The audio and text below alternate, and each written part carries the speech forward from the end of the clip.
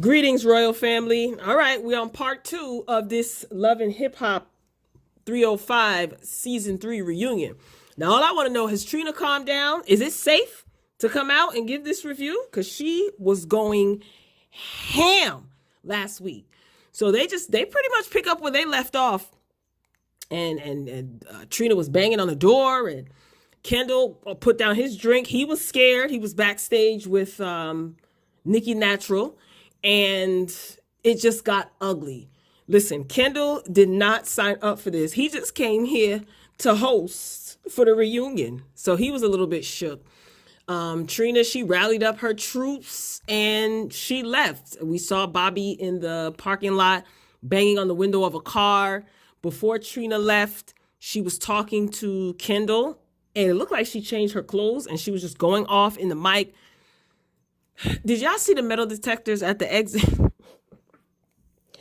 like, metal detectors? What is going on here?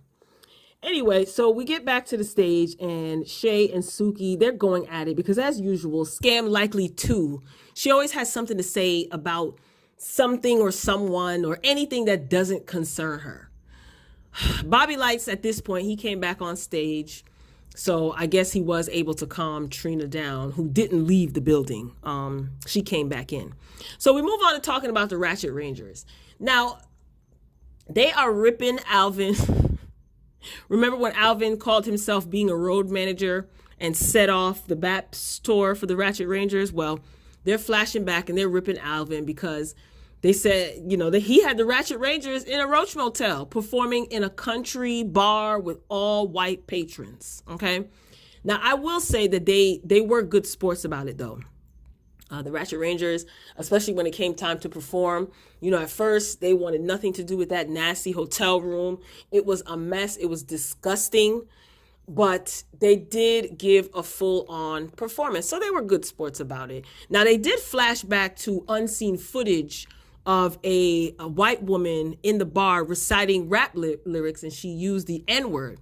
So Suki wasn't feeling that. So you see in the unseen footage, you see Suki letting her know, like, don't use that word around me. Like, I don't like it. I don't care. So then they go into talking about the use of the N-word. And Claudia, she did ask a good question. And I mean, this is a question that has been asked before, but I'm glad that she actually asked this question in this setting. And she asked, are we, Black people, sending mixed messages when we use the N-word in our lyrics? And when those lyrics are recited by a white person, is it wrong? Is it right? I think that's what the tail end of the question was. Correct me if I'm wrong. Now, she asked Amara what she feels about it. Amara says that she does not use that word in her music at all. She says, she then brings up talking about, as usual, where she fits in between the Latin demographic and the African American demographic. She says she grew up in the project, so she grew up around Hispanic and Black people. And she says, I'm as black can be. And she says that she just doesn't use the word. And so Suki is just standing firm on the fact that she don't care if they're reciting lyrics or not. She does not want any white person to use the N-word around her. So it is a sensitive topic because some people have their opinions saying that the N-word doesn't bother them. Some Black people also have the feeling that it's not that serious. I mean, we've probably had these discussions amongst our social group, and there are some Black people who do not use the word at all. They don't think anyone should use it, and it's highly offensive. So, I mean, let me know what you think. Drop down in the comments. Let me know what you think as it pertains to the N-word. So we move on to Briscoe. Oh, boy. He admitted that because he was trying to keep up with the Joneses and he had an image to uphold, he did some things that landed him in jail. And he admits that he abandoned his family when he went to jail. And we did see him trying to get back in the good graces of his ex and get his family back together. So they asked what's the status of their relationship, and he says they're working on it. I already know what that means. So VH1 decides to roll some beautiful bean footage, and it showed Briscoe making out with Chameleon. Yes, Chameleon from the Ratchet Rangers. This is the first time that his ex Cello, I think that's her name, is seeing this, and she basically starts slapping him up a few times before security steps in. She was sitting on the stage next to him. He then arrogantly admits that more than a kiss took place between he and Chameleon. And Chameleon, at this point, she's backstage with Kendall. Kendall asks if protection was used, and Chameleon, she goes out onto the main stage and says that Briscoe told her that he's just around Cello for the kids, and it's nothing with him and his ex. Chameleon says that she missed her period, which means they were pretty much sleeping together unprotected. Another thing, I think this is just sloppy, because if you aren't sure that you're pregnant, then why say anything, right? But then again, this is a Ratchet reunion, right? So it's good for ratings. So I get it. Miami Tip, she jumps in. Let me tell you something. Miami Tip, she knows about everything going on, right? She has some sort of involvement in just about everything. Anyway, Miami Tip, she jumps in and she says that Briscoe told her that he and his ex were not together and that she left him while he was in jail and he ain't got nothing for her. So basically, Briscoe has been spitting his game, trying to get in wherever he can fit in. Chameleon confirms Miami Tip's story and says that, yes, he told me the same thing. Now, Briscoe's ex, she's on the couch in the audience at this point, and she's keeping her composure like a true lady. You know, she's not going at Chameleon. She's not going at Miami Tip. At this point, she would be a fool too, because she knows what Briscoe gives. That's the reason why she was hesitant throughout the entire season about getting back with him. Then Claudia asks Tip if she was dealing with Briscoe, and she says yes. So Briscoe starts talking, and Cello from the audience on the couch, she tells him that he sounds stupid. And I agree. Cello, just move on, girl. You know, she admits that she invested her time and she takes responsibility in investing her time in Briscoe. And it basically was a mistake. This is why she was hesitant. She knows what he gives. I wasn't buying his story at all. Anyway, good luck, Briscoe. That's all I have to say. Moving on to Trick Daddy. So Trina, at this point, she returns to the stage. So they're running Trick's little footage. And Trick says that he's not taking the lupus medication. And he's been doing the same thing for over 10 years. And he's fine, you know. He said he's got his medical marijuana card. Trick said that the people around him give him high blood pressure. And I do like that people are showing him that they care genuinely. And he says that every time he meets up with Briscoe, it's like Briscoe treats him like he's a cancer patient, you know. And it's obvious that it's not easy for Trick to talk about this. And he doesn't like feeling like he's a sick person. Probably because it's it's like you putting a death sentence on someone. They don't want to be reminded of that. You know, I don't know. I could be wrong. But you could tell he visibly was uncomfortable talking about this. He doesn't want to talk about it. So he starts talking about Joy, and he tells Joy that, you know, he loves her. And do you guys notice that Joy gets very uncomfortable? I said this in my last review, I think, as well, on the last episode of the season. Like, every time Trick tries to touch her or says anything to her, tries to flirt with her, play around with her, Joy gets so uncomfortable.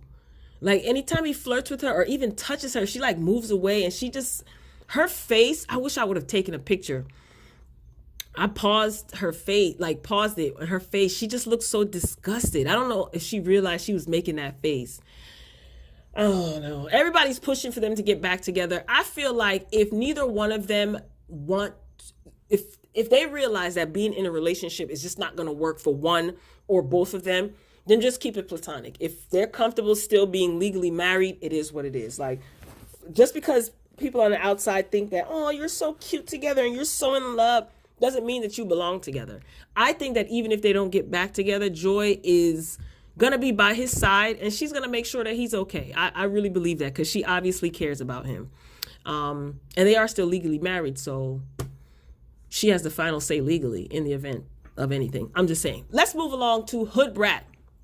This is one of the other members of the Ratchet Rangers. So she spoke about, you know, her family and the passing of her sister, and her niece and nephew is with her other sister, who we saw throughout the season saying, or we saw in the season saying that she's overwhelmed. Hoodrat's other sister is overwhelmed because she has the nieces and nephews that their sister had, her sister who passed away. And this particular sister also has her own children.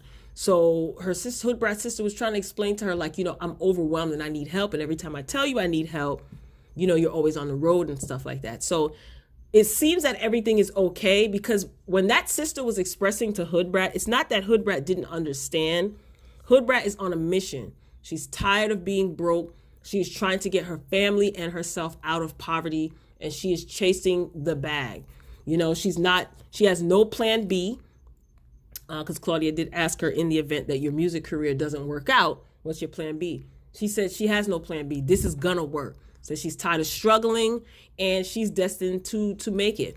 So it was good to hear that Hoodrat's sister is okay, because I got a little nervous. You know, I feel like that sister was basically saying, like, it's overwhelming. You know, I'm doing this by myself, raising my kids and also raising, you know, my niece and nephew, and you're always on the road. And even though you send money, I'm overwhelmed. And they're also both still grieving the loss of their sister. Who knows if they're grieving properly? So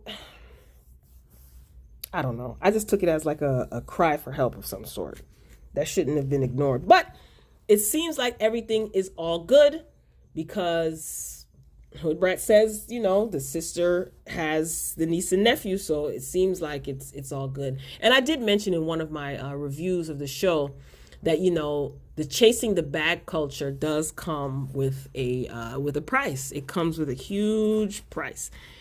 So it's a price that Hoodrat is willing to pay, and I think Hoodrat is going to be just fine. She is committed throughout the show. She showed how serious she is, how professional she can be. We did oftentimes see her in the studio and working. So she's really serious about this. I do think that she's going to be fine, and her hard work definitely is going to pay off. Now, as far as Kenny, her boyfriend, who's married, I think that they're still messing around. She didn't give like an exact answer. She was like, him and his wife are still a mess. So they're probably still messing around, and Kenny's still married. I'll say it again. Hoodrat, focus on your career, girl. Point blank, period. So we move on to talk about Suki. And Trick said that he's had numerous conversations with Suki, and he didn't know that she had that much sense. Suki says that she doesn't feel guilty about being away from her kids because she has bills to pay. But she still comes home and she does homework. You know, she spends time with her children when she is home, but when she's away, she doesn't feel guilty at all. And good for her, because oftentimes, you know, parents have to work, and people give them the guilt trip and lay it on thick, like, oh, your kids need you. And it's true, but Suki is the sole provider of her children. And I think, who asked her a question? I don't know if it was Claudia or if it was Bobby that asked Nikki Natural, who was on the couch in the audience, about how she juggles being away from her kids. And she says that she has 3 kids, and she has her kids have 3 different fathers, and they're all in her kids' lives, and she doesn't have, you know, those problems. So of course, you know, it came across as real shady, I guess. But Bobby hyped it up. Bobby was like, oh, she coming at you. You know, and then Suki passed her remarks, but whatever. It is what it is. Again, Suki, she still makes time for her children. And Tip, she even chimed in as usual, right? Co-signing. Miami Tip says that Suki does clean it up. Like she's a different person when she's around her children. And I can believe that. You know, Suki's kids are so sweet. Oh my gosh. Her son and her daughter, so bright, so well-spoken, just so cute. I believe that. Now, sidebar, Bobby Lights, right? He has changed a lot throughout the seasons of this show, right? I can see him doing a few hosting gigs. There was a scene where he was in the back. He was in the back with Kendall, and they were talking about registering to vote, and you know, he was doing his little his spiel and his script, and he's just grown up. At first, Bobby was just a mess. He was a hot, dramatic mess, and I think he wanted to be like the dramatic, messy villain of the show at first, but I guess, I don't know who had a conversation with him. He realized, that's not going to work. He's calmed down a lot, and if he got a couple of hosting gigs, I think that he'll take it seriously, and I think that he would do good. You know, he was trying to take over Claudia's job on the reunion as host, so much so that Trick had to tell him, let Claudia do her job, and they were all laughing. Claudia did a good job.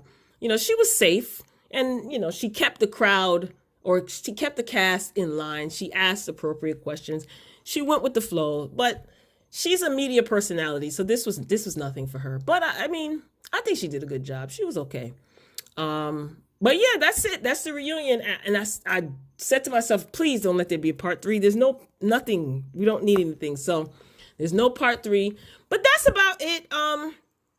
I really want the Ratchet Rangers to make it. I want them to go out on tour. I don't feel that they need Trina to co-sign them. I would actually rather see them grind, because all of them seem to work hard and they seem to take this seriously and they want it bad enough. And I think that they can get it on their own. I feel that the show has definitely given them some attention, right? Give them some attention. And I think that they should use it to their advantage. I like the fact that the Ratchet Rangers, they all get along. Suki did talk about her brunch, her Black women's brunch, whatever it was called. And she said that she didn't invite Nikki Natural because Nikki Natural's HOE and she's a hood rat and all this other stuff. Whatever. I just think that the Ratchet Rangers need to get on it. I think that they should strike while the iron is hot.